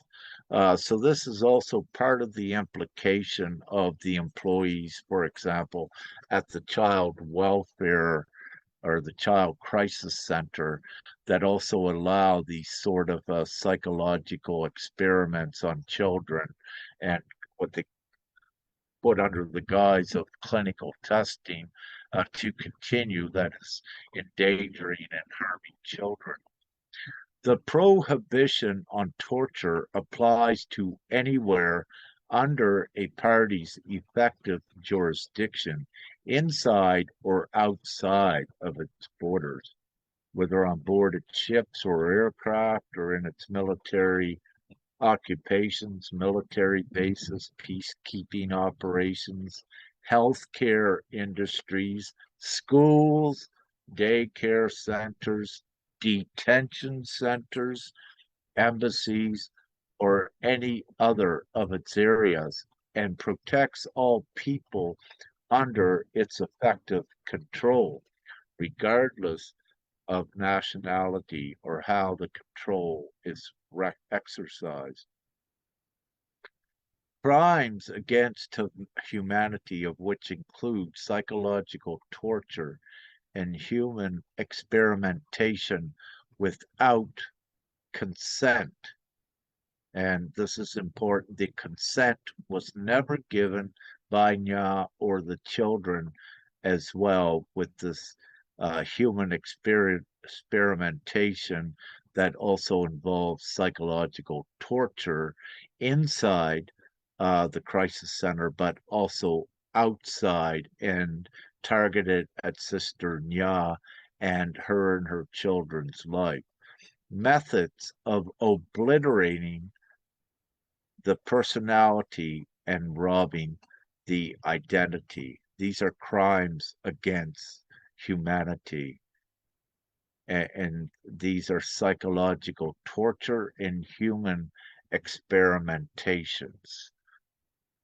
And again, the methods of obliterating the personality, which, we give an example with the Kua, where you saw that intimidation and robbing the identity as an example, the intimidation. So Akua, Akua's identity was, yes, mom, I'm going to sign the contract. That is his identity. But then the supervisor jumped in and frightened him, if you will, as part of robbing his freedom of choice, of self-determination, and intimidating him, if you will, in the least, without me explaining that much further. And here is Sister Nya's case number where everything was sent, and in the name of God, Nya put this on, and I as well put it on important documents because we are acting fully not only in lawful capacity and divine moral capacity. And when we put in the name of God, this is our divine, genuine moral identity. And with these things, God would not allow these psychological tortures and sufferings, if you will. So I and Sister Nya, being emissaries of God, if you will, and light, know the things what has been done in Austria, these serious crimes are not acceptable. And we know, as well as all of you, God would not accept this evil. It is even said in your your Bibles, but everyone knows it inherently that it's wrong to do these things. It's wrong to be evil. If you don't know that, you are not moral and you are not qualified or equipped to be in a place in a legal system at making any decisions. Because if you don't have morality, you are criminal. And this is what we're actual criminals in all levels of the Austrian government as well. And yes, I say that, you could quote me because this is what our evidence is showing here every step of the way. And also Sister Nya, and also on behalf of her children as well, because they are named in the lien as the beneficiaries as well, and they must be. And it is the mother's duty of care to act on behalf of the children, which she is also doing. And that contract of duty of care between a mother and her children is one of the most important, valuable contracts to be recognized on earth. The only next stronger, most powerful contract to that is the contract that one makes with herself. And with this contract, this is where you also are encouraged to make a contract with yourself, a lien. And each one of you are at least worth $1 trillion at this time. So you write up a simple contract to yourself that the first $1 trillion that you make or what have you comes to you, that you have this first right. And this is the most binding contract ever known to man. It's between you and yourself, and no other party can come in to this contract unless you allow them to. But you're never going to allow another to come into your own personal contract.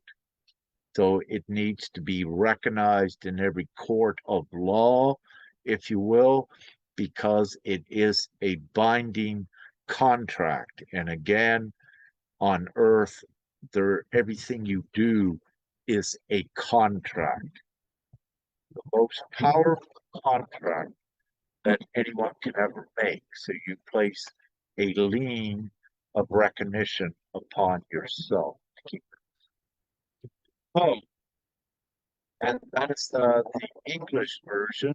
So I'm going to stop sharing the screen, and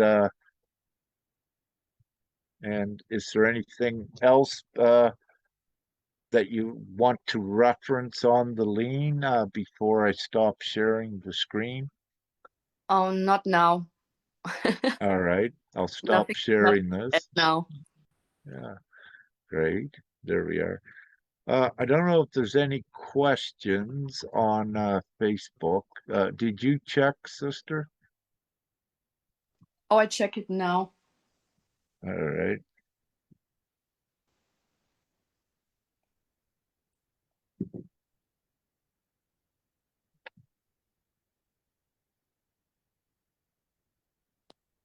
No, not yet. All right. So, oh, look, I did have only 3 notes. I'll just see what I had written there. Um,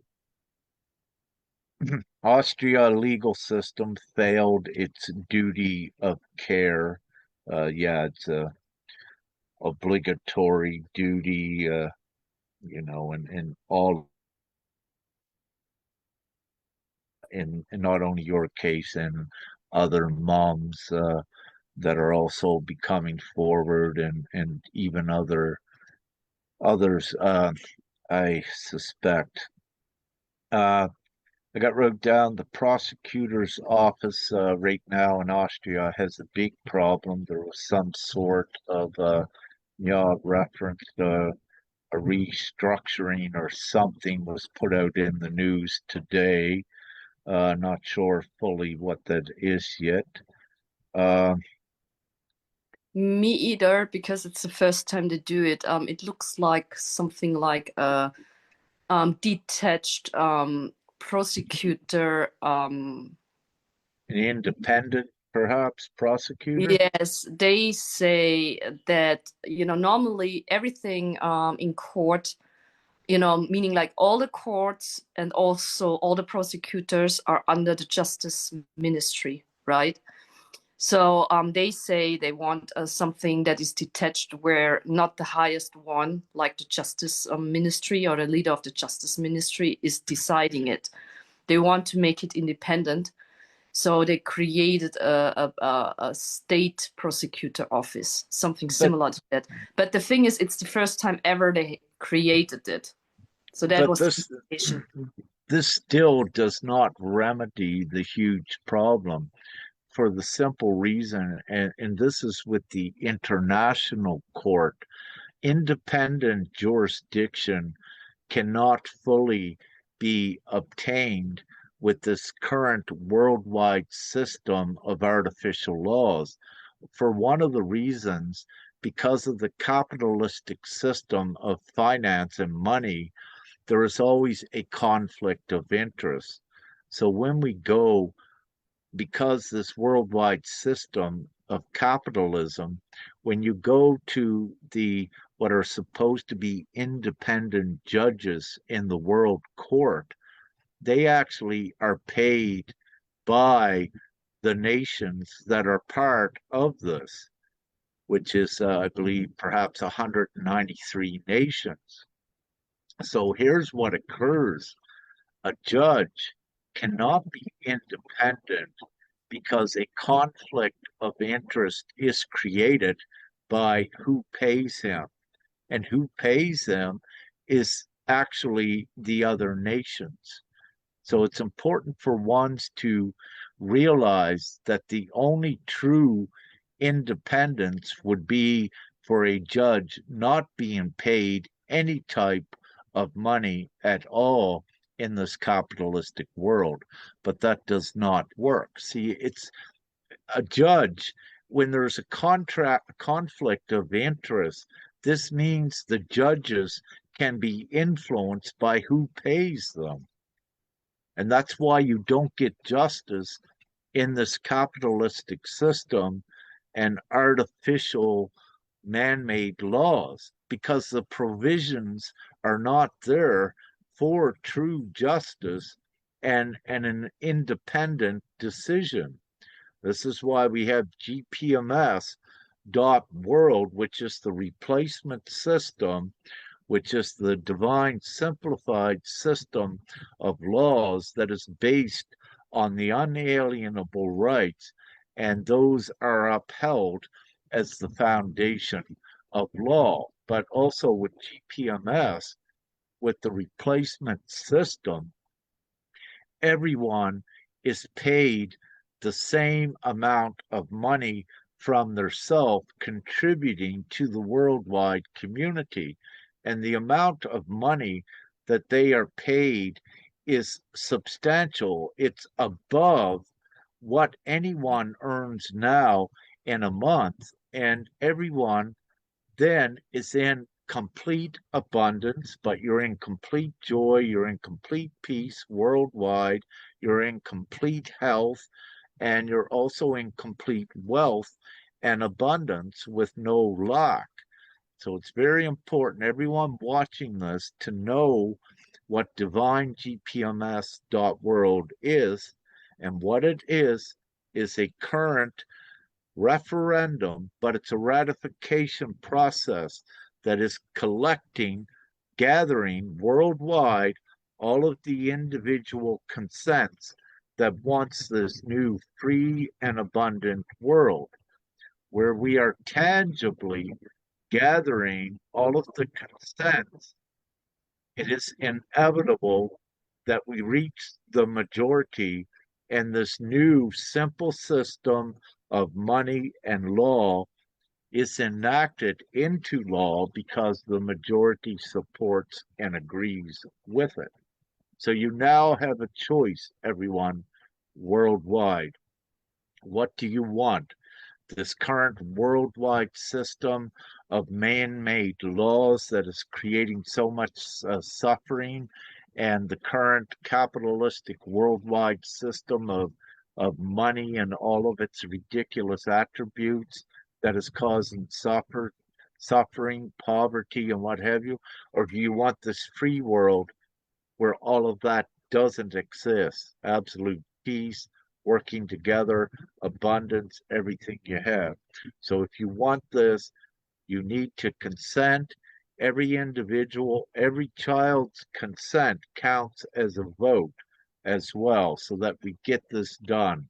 We have the replacement system, but for this to be enacted into law, it requires the physical, tangible majority vote worldwide. Once we have that majority vote, all of this evil system is done. It's over, and everyone is happy, free, and abundant.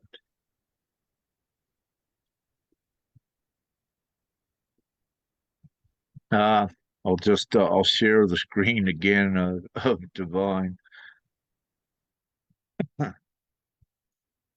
Yeah, so here we are, Divine GPMS dot world, and you can open it up and you can read what it involves. Simple divine law. We have some of it in there. We don't have all of it yet. Uh, you can find out more, but we have the consent tab. Oh, up here. Yeah. So you have the consent tab. If you wish to consent, it only takes about 3 minutes just to fill out your consent, which is your vote to agree to ratify this worldwide. And you can see here, old versus new. It is a great page to visit. So you can also see the type of world that you are voting for and that you are agreeing that you want. So this is a good place. I'll just open up that tab for just one quick moment. So here's some of the things. The old system says what you have now in the pink, this new system, you keep it all. And here's a very important one, number two. So in this current world and with Austria, you have taxes. In this new replacement system, there are no taxes whatsoever. Taxes do not exist, nor are they required worldwide. And I'll just go to the next one. So you have debt now in the world. With this new system, there is no debt. It's unlimited funding for the simple reason money is just created instantly out of thin air. And that's how it really works. And this new system is giving all of this value back to the individuals and done in a responsible but abundant, comfortable way. Uh, so anyone can look down. There are no mortgages. It's all free funding. There is no longer any debt. So you can, anyone may wish to just scroll down there, and you can see all of the differences, and that you can see in the pink what you are actually voting for. And of course, our website is still under evolution, is what we call it, because at times we are adding some new things as the intelligence of consciousness progresses as well, and as more awaken to more of the lies and are ready for the truth. We show them that we have the that we have the actual plan and the guidelines and for the new replacement system worldwide, where there is no child protection services. None of that is needed, and there are no public schools. the children get, with the great technology we have today, the children can learn so quick, as in Sister Nya's case, that, the computers and the access to the information and the homeschooling and the children don't need to be educated to Relearn. be a slave to a system. Yeah, they have their freedom, but with that, their own ingenuity and their ingenuity is unlocked, their full creative ability. The children are free to discover and learn what they wish to learn. And because of that, they excel very quickly in their consciousness and in their learning, because they are, again, they are free. They're not being conformed into a capitalistic control system and being a slave.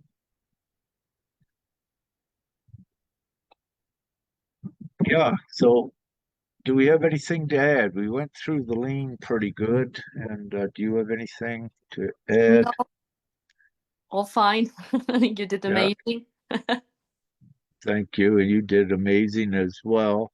Um, and, a couple things with the contract, I went into those. Contract is rather pretty simple, and I, I believe I covered that enough there. Anyone having any questions, if you haven't, is there any, not on Facebook?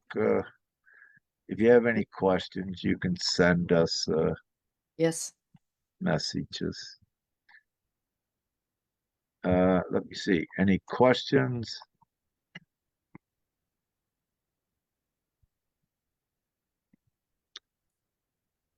Uh, oh, you can see it good. Now there's only one comment. Yeah, onto it. All right. Well, I believe we got this covered for tonight. How did we do? We weren't 3 hours. How long were we tonight? Maybe 2.5. I'm not Oh, quite wow. All right.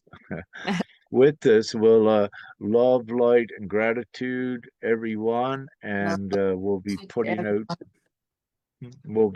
out more educational tools and things, but we're at such a point that this is so significant, that all of you with your children, you should be getting them back very soon. However, if you don't, we have the tools, and what I wish to say is that Sister Nya and I are not alone. And let's say there's a lot of background support you don't see yet, um, on Earth and also above, I wish to say. But nevertheless, we'll end this live stream. And once again, love, light, and gratitude, everyone, for joining. And I gotta find the button. All right, there it is.